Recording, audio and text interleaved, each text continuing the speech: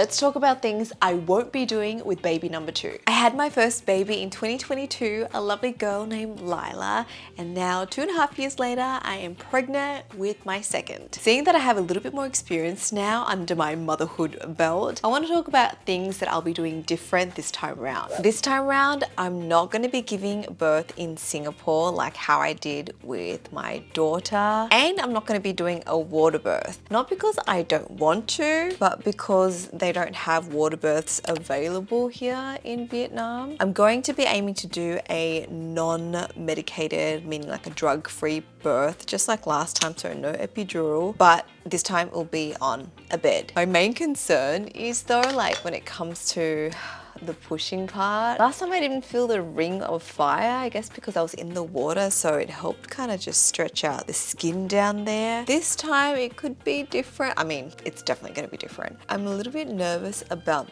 that, but they say the second one's going to be easier. With the first, I did tear a little bit, but I only had 1 stitch. So I feel like the healing wasn't so bad. I hope it's going to be the same or easier. What I am planning to start this week is my Epino. If you guys don't know what this is, it's a device that you insert down there and you pump it up to help stretch the skin and prepare you for birth. So this is a good tool to use if you want to minimize tearing down there.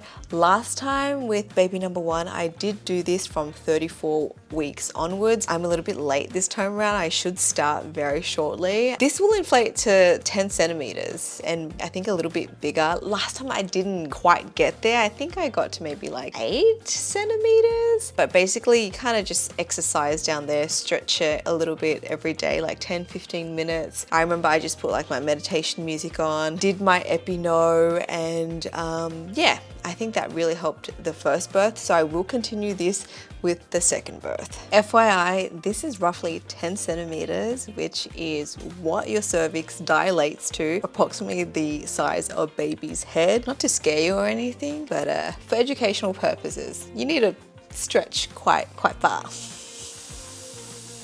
Magic. Also, another thing when it comes to the actual birth itself, I don't think I'm going to labor at home for as long as I did last time, just because it's baby number 2. My doctor did say that I opened quite quickly and gave birth pretty quickly compared to a lot of other first-time mums. So he thinks that the second time round I'm gonna be faster. And so I think I'll head to the hospital a lot earlier than I did last time. Plus I've got a toddler, I've got Lila. So I don't know if I wanna be laboring at home in front of her and like making all my noises. I don't wanna scare her. So I'll definitely go to the hospital earlier and try my best to labor and feel comfortable there. I'll probably do what I did last time, just bring like eye shades, just cover my eyes and just get into the groove and just meditate my way through. Basically just kind of surrender myself to the birthing process and trust my body. Originally, I wasn't gonna have a doula support me this time, simply because there were like no doulas I could find in Ho Chi Minh City. But then last week I did meet one and I think I will engage her services because it really does help when you have another person on your team just helping you with the birth, and especially because I want to do it like drug-free. I will be getting a doula. She's literally like the only doula in Ho Chi Minh City, and she does have 1 slot opened when I'm due, but it really depends because she's got other clients as well. So hopefully I'll give birth on a day that doesn't clash with another mum, so I can have her there to support me. Fingers crossed, guys. Now when baby number 2 arrives, I'm not gonna have my mum help me out like she did last time. With the first, she flew from Australia to Singapore and stayed with me for a couple of months just to help me out, but this time she has to stay in Australia because she's finishing up her cancer treatments. And by the way, she is recovering amazingly. She's in good spirits, so she's not going to be here for the initial first like month or 2, but instead what I'm doing is I'm going to a confinement center. Basically it's like a haven for mummies. In a lot of Asian cultures there's this sacred like confinement period, usually like 28 to 40 days after you give birth. It's solely focused on the mum's healing, taking care of the mum, and then bonding with baby. I didn't do this last time because I thought I didn't really need something like this, but I was really wrong. So this time I'm trying to get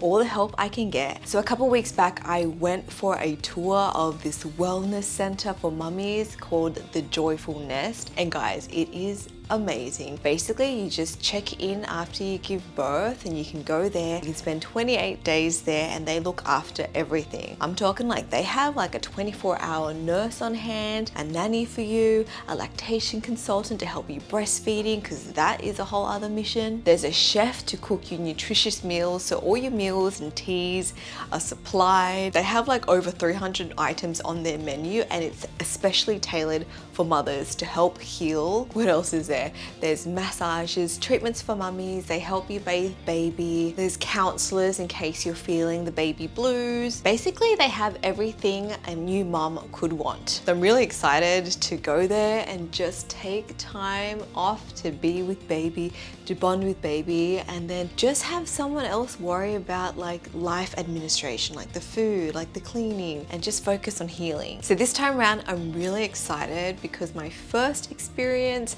with baby number one was not so great, and honestly it was like the hardest few months that I had. Those newborn days, the lack of sleep, because I had no idea what I was getting myself into. So I thought, oh, you know, I don't really need like a confinement nanny, which is a common thing that a lot of Singaporean mums get. I was like, oh no, it's fine, I'll have my mum, and like, but it's just different, guys. Like, it's just very different. And when you have a newborn, you seriously need a village to help you out, especially because you're healing, you're anxious, your hormones are out of whack, and I had the baby blues and it was like a really tough time. So this time around, I want to change that all and I want to turn this into a really good experience. Now let's talk about baby's sleep. This time around, I am not setting up a separate nursery room for baby number two. We did that with our first, and honestly, we hardly used that room, even though it was super cute and it was like decked out. She ended up co-sleeping with us from 4 months onwards, and she still sleeps in our bed today. So we still co-sleep with our 2.5-year-old. This time around, I don't feel the need to go all out and get a separate room, because when you're breastfeeding at nighttime especially, it's just so much easier to have them in the same room as you. And I will probably co-sleep with baby eventually as well. So I just have this little corner in here,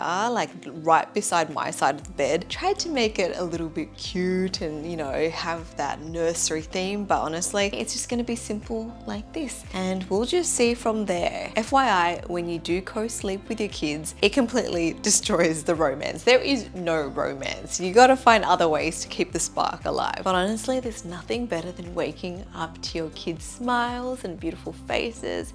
It's just like the best thing ever. I am planning to breastfeed this time, but the thing I'll do different is I'll probably pump a lot less. Last time I was a new anxious mum and I felt the need to always like pump so I can visually see how much milk I'm producing and then feed that to baby. It's understandable. I just want to make sure like my baby's having enough milk. But what that creates is a lot of cleaning up after. You gotta clean the pump parts, you gotta clean the bottles, sterilize it, and it's just like a lot more work. This time around, I am a lot more relaxed, so I think I'll be latching baby as often as I can and then pump obviously when I'm away from baby and that when I need to. I'm definitely going to be packing my hospital bag earlier this time. Last time I was 38 weeks, my water broke and we had not finished packing our hospital bag. And that was kind of crazy because we were trying to figure out what we needed as my contractions started, and it was a little bit stressful. So this time around, I'm gonna finish packing it like this week. 35 weeks, it's gonna be packed, ready to go, just in case baby comes. I'm also not going to be buying a lot of baby clothes, especially the newborn sizes 0 to 3 months, because they grow so quickly. And I remember with Lila, a lot of the outfits she didn't even get to wear, and the ones that she did wear, maybe it rotated like once or twice. So we just overbought and we just ended up giving it away after. So this time around, I did buy a couple of things, but I didn't go overboard. I didn't go crazy. Trying to resist because baby clothes are so cute. But yeah, it's just a waste of money. And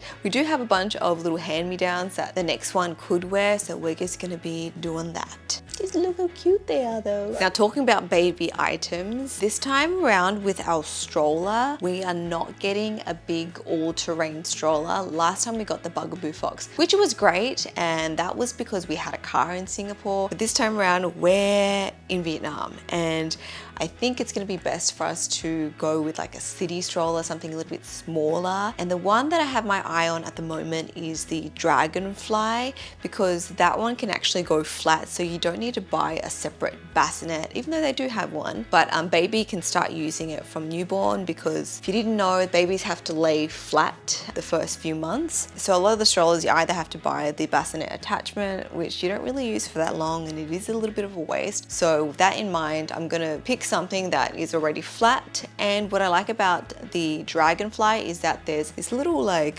chair that you can attach at the back for your older kids, like a toddler. But looking back, I definitely used my baby carrier a lot more than the stroller, just because it was a lot more convenient, and you can carry baby sleeps whilst you carry them, and it's just easier. You don't have to like fold things. And so I'm definitely going to use a carrier again this time, especially when I travel. We don't even bring the stroller anymore. We would just opt for the carrier. One thing that I am dreading is the postpartum hair loss. Whew, boy, I really had it tough around 3-4 months when my hair started falling out. I'd say my case was pretty bad compared to some of the other mums I know. I just lost a lot of hair. I don't know if you guys remember that period, but yeah, that was not fun for me. I really underestimated how much like hair loss could impact my self-esteem. It was just hard at that time, being a new mom and finally kind of getting into the groove of it, feeling like myself again, and then bam, all this hair started dropping. So this time around, I am going to try to look after my health a lot more, because the postpartum hair loss is connected to like mum's recovery, like how well you're eating, if you're sleeping, if you're stressed, if you're like anxious, depressed, all that stuff play a really important role with hair. So this time around, I'm gonna try to not be so stressed, lower that anxiety when I can. And also, I did get these special hair tonic pills made in Singapore from a Chinese medicine store. Basically, they blend a bunch of Chinese medicinal roots, herbs, and all that stuff to help minimize and reduce postpartum hair loss. So basically it addresses like the internal issues and just like tries to nourish mum so that you don't have severe hair loss. I don't know if it works. I don't know if it works, but I was told to start taking these after I give birth. So I'm just going to try these out, see if it helps. But yeah, after 2.5 years, my hair finally grew back. It's so thick and nice now, because I'm pregnant, like I haven't been losing hair. But yeah, I just know that time will come or might come. I'm just gonna try my best to just look after my health this time around. Which leads me to the next point. Last time I had my baby, I thought that I could just take 1 month off work and that would be enough. And boy, was I like so wrong. I literally thought that, yeah, I work for myself, so I can just like plan my own schedule, I'm flexible. But then all these opportunities started coming in, and I was like, yeah, I was saying yes to everything like I normally do. And then I just basically burnt out. Like I didn't let my body heal. I was mentally and physically exhausted. I was just anxious all the time. It was not fun at all. And I specifically remember having that guilt and feeling mum guilt so bad. Like if I was working, I'd feel guilty for working. And then if I wasn't working and I was with baby, I would feel guilty for like not making an income. I was just very like not in the right mind space, because I didn't let myself, or I didn't allow myself enough time to just heal and bond with baby and just enjoy the first few months as being a mum. And so this time around, I'm gonna take it easy. I will be uploading still, but I've already planned and pre-filmed a lot of my content. So this time